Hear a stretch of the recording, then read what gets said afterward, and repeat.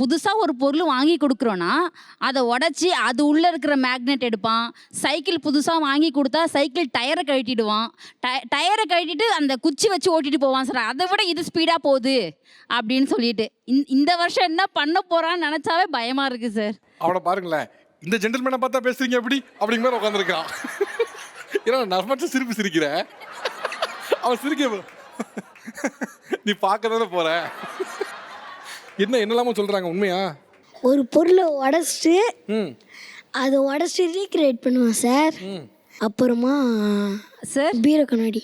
அதுக்கப்புறம் என்ன சொன்னேன்னா, நம்மளை எந்த தலைப்புக்கு கூப்பிட்ருக்காங்கன்னு என்னை கேட்டான். இந்த மாதிரி சம்மர் ஹாலிடேஸ்லலாம் வந்து பசங்களெல்லாம் என்ன எப்படி சமாளிக்க போகிறீங்க அப்படின்ற தலைப்புக்கு தான்ப்பா நம்மளை கூப்பிட்ருக்காங்க அப்படின்னு நான் சொன்னேன் சார். அதுக்கு அவன் என்ன சொல்கிறான்னா அவனே கேளுங்க.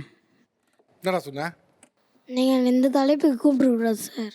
ஏன்டா என்னடா வேற என்ன டாபிக் கூப்பிட்டுருக்கணும்?